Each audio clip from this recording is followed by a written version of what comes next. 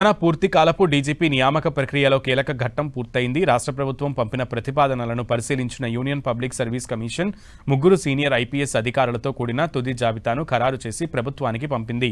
జాబితాలో 1991 బ్యాచ్కు చెందిన సివి ఆనంద్, 94 బ్యాచ్కు చెందిన వినాయక్ ప్రభాకర్ ఆప్టే, సౌమ్య మిశ్రా పేర్లున్నాయి. ఈ ముగ్గురిలో ఒకరిని రాష్ట్ర ప్రభుత్వం త్వరలోనే head of the police force గా నియమించనుంది. ప్రస్తుత డీజీపీ శివధర్ రెడ్డి వచ్చే నెలలో పదవీ విరమణ చేయనున్న నేపథ్యంలో ఈ ప్రక్రియ వేగవంతమైంది. సివి ఆనంద్ ప్రస్తుతం రాష్ట్ర హోంశాఖ ప్రత్యేక ప్రధాన కార్యదర్శిగా ఉన్నారు. ఆప్టే కేంద్ర సర్వీసుల్లో ఇంటెలిజెన్స్ బ్యూరో స్పెషల్ డైరెక్టర్గా బాధ్యతలు నిర్వహిస్తున్నారు. సౌమ్య మిశ్రా తెలంగాణ జైళ్ల శాఖ డైరెక్టర్ జనరల్గా విధులు నిర్వర్తిస్తున్నారు. ఒకవేళ సౌమ్య మిశ్రాను ఈ పదవికి ఎంపిక చేస్తే తెలంగాణ రాష్ట్రానికి మొట్టమొదటి మహిళా డీజీపీగా ఆమె చరిత్ర సృష్టిస్తారు. తెలంగాణ రాష్ట్రం ఏర్పడిన తర్వాత ఇది మూడో పూర్తిస్థాయి డీజీపీ నియామకం కావడం విశేషం.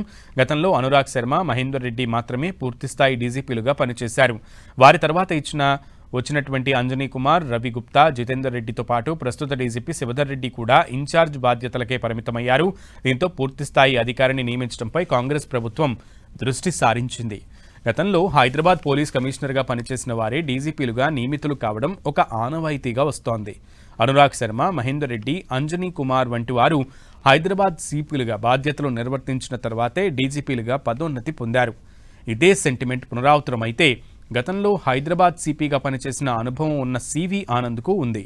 బ్యాచ్ పరంగా ఈ ముగ్గురిలో సివి ఆనంద్ సీనియర్, అందుకే ఆయనకి అవకాశాలు ఎక్కువగా ఉన్నాయని విశ్లేషణలు వినిపిస్తున్నాయి. సివి ఆనంద్ పదవీ కాలం 2 ఏళ్లు పైనే ఉంది. ప్రస్తుతం ఆయన కాకుండా మహిళకు అవకాశం కల్పించి ఎన్నికల చివరి ఏడాదికి సివి ఆనంద్కు అవకాశం కల్పించే అంశాన్ని సైతం ప్రభుత్వం పరిశీలిస్తోంది. ప్రస్తుతం రాష్ట్రంలో చోటు చేసుకుంటున్న పరిణామాలు, లా అండ్ ఆర్డర్పై పట్టు సాధించాలంటే సివి ఆనంద్ బెటర్ ఆప్షన్ అని కొందరు ప్రభుత్వ పెద్దలు సలహా ఇస్తున్నారు. అయితే ప్రభుత్వంలో ఉన్న కొందరు మాత్రం సివి ఆనంద్కు వద్దని చెబుతున్నారట. మొత్తానికి సుదీర్ఘ చర్చల తర్వాత రాష్ట్ర ప్రభుత్వం ఈ ముగ్గురిలో ఒకరిని ఎంపిక చేస్తూ అధికారిక ఉత్తర్వులు జారీ చేయనుంది.